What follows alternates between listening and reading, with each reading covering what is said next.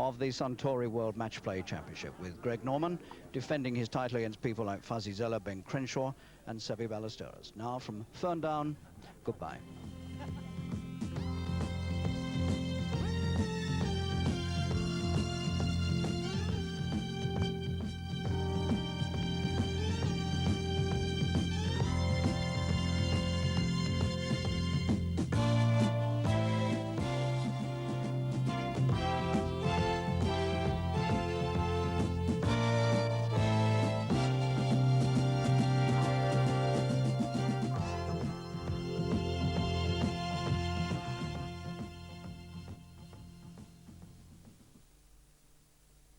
On Tuesday evening at 6:50, BBC Two visits the beautiful Queen's Course at Gleneagles for International Pro Celebrity Golf, when Sean Connery and Lee Trevino play Alan Price and Jerry Pate.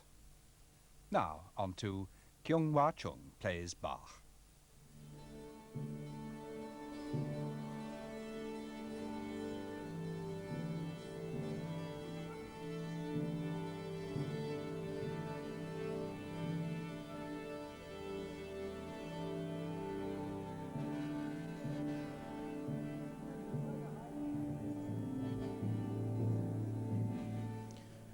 Good evening and welcome to the Queen's Hall in Edinburgh, and to the first in a series of 4 concerts in which Kyung Wha Chung will play 4 concertos by Johann Sebastian Bach before an invited audience.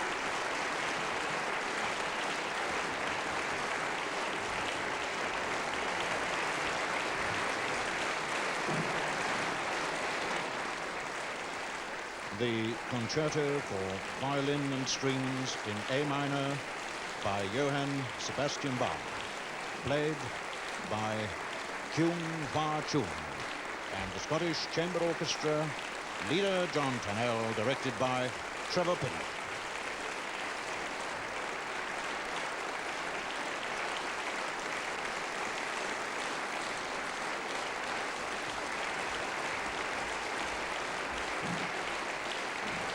And well, you can hear the response from the audience.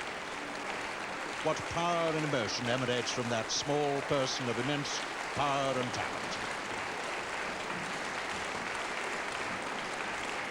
And as she takes yet another bow in her flowing dress of flaming orange, from the Queen's Hall and from Edinburgh, we bid you good night.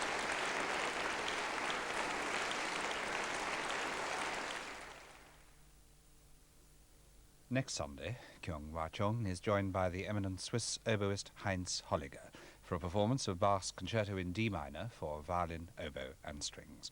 That's at the earlier time of 2:45 next Sunday afternoon. On Thursday evening, the first of 4 informal documentaries on the London Symphony Orchestra, who celebrate their 50th anniversary this year as a self-governing orchestra.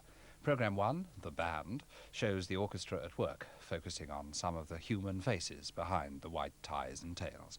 Life of an Orchestra on Thursday evening at 9:25. And now, on to Jeremy James introduces a new series of programmes covering the World Chess Championship final in Moscow between Anatoly Karpov, the reigning world champion, and challenger Garry Kasparov.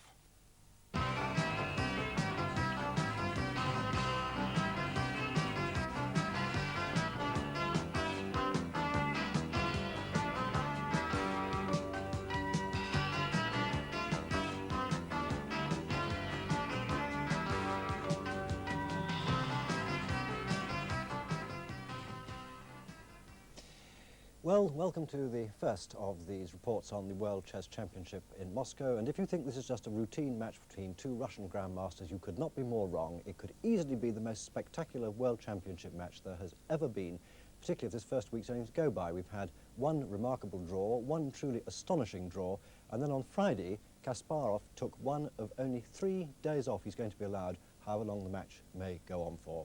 With me, if you can't wait for us until next week, you can see the games on CFAX page 268, which will give the moves on Monday, Tuesday, Wednesday, Thursday. We shall be back here next Sunday afternoon at 3:15. From all of us, until then, a very good evening.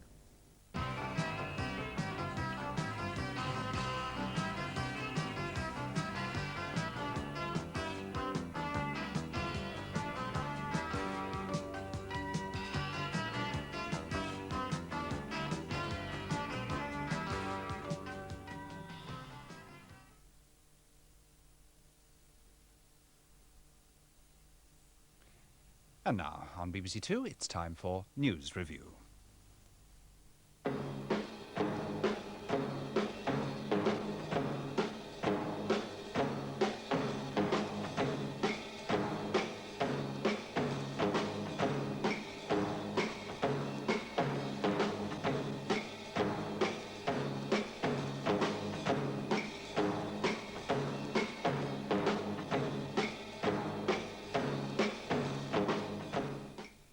Hello. The Princess of Wales has given birth to a baby boy. His name, Henry Charles Albert David. Buckingham Palace say the new prince will be known as Harry. He was born yesterday afternoon at St Mary's Hospital, Paddington. He weighs 6 pounds 14 ounces. Prince Charles was present at the birth. As he left the hospital, he was greeted by hundreds of people offering him their congratulations.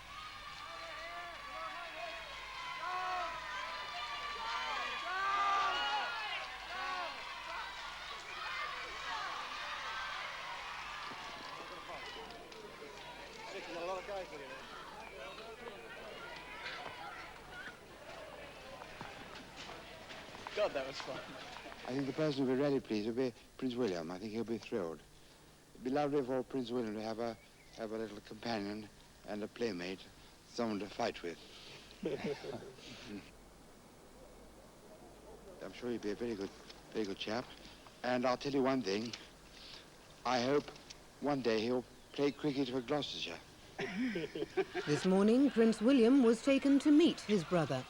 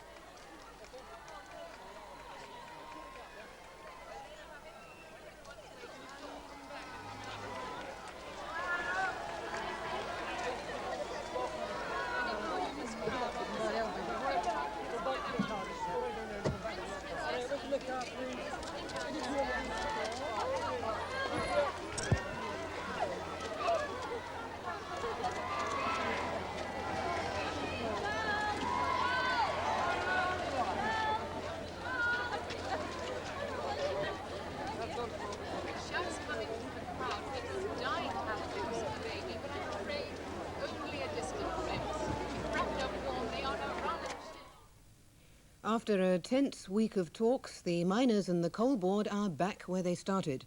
Their negotiations collapsed on Friday over the issue that has dogged them, uneconomic pits. Arthur Scargill went straight to the TUC, and this could mean a widening of the strike. Ian McGregor is standing firm on the principle that the NCB, and not the unions, runs the pits. The talks began on Sunday in Edinburgh, and for the first time since the strike began, there was some optimism.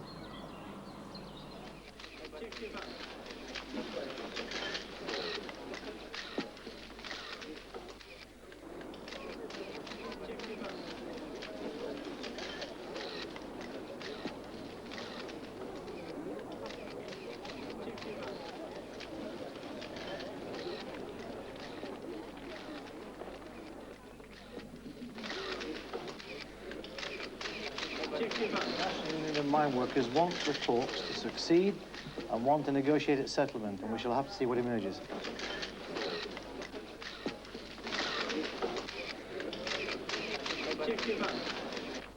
On Tuesday, a snag.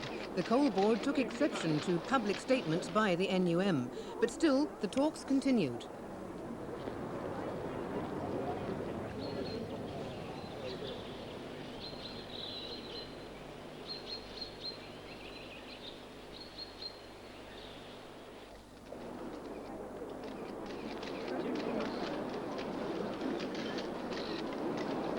We've got no comment. We're working hard at it.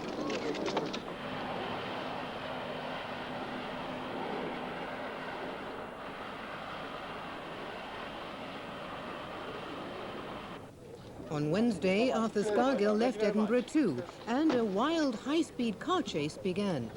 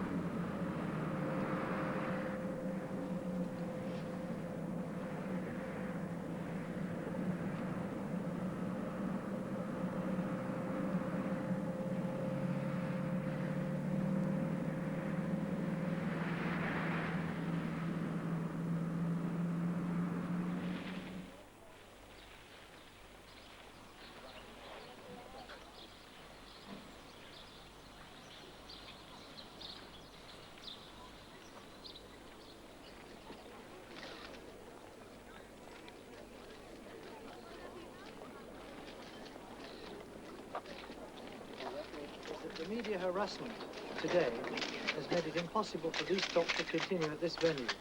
And we are now making arrangements to move to another venue where the talks will continue. I share Mr. Scargill's view that it's unfortunate that the intrusion of the press into our attempts to have orderly meetings has made it very difficult for us to do that. And I think has probably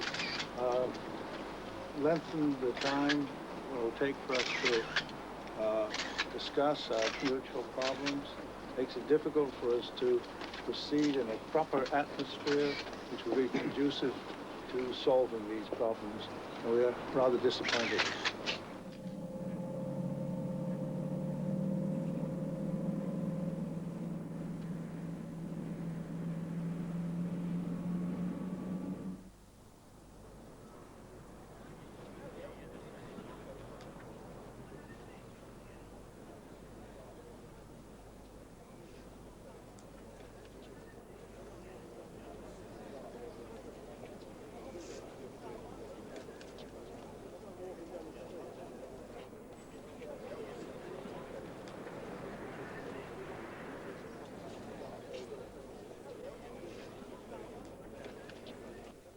This union will continue to negotiate with the board in an attempt to seek a solution to the dispute that we have in the coalfields at the present time.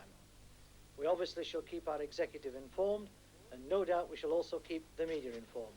The executive have unanimously approved the report made by the national officials, and we shall be meeting the coal board again tomorrow. Thank you very much. It was in London on Friday that the drama ended, and it was deadlock again. I think this is a problem which transcends the interests of the miners. I think really the issue is whether the coal board is going to have the responsibility for running this business or not. And has that come to a head today? Essentially, I think that's what's happened here. As I see it, we have consultative machinery at all levels, including the top level, but in the long run, the National Coal Board is required to run the business effectively. That's what the law says. We want to negotiate a settlement of this dispute. There can be no excuse for the coal board's failure to negotiate a settlement. The only explanation can be that they have political motivation aimed at destroying the National Union of Mine Workers rather than resolve a dispute, get Britain's miners back to work, and resolve a dispute in the interests of all concerned. Talks to end the dock strike have been going a little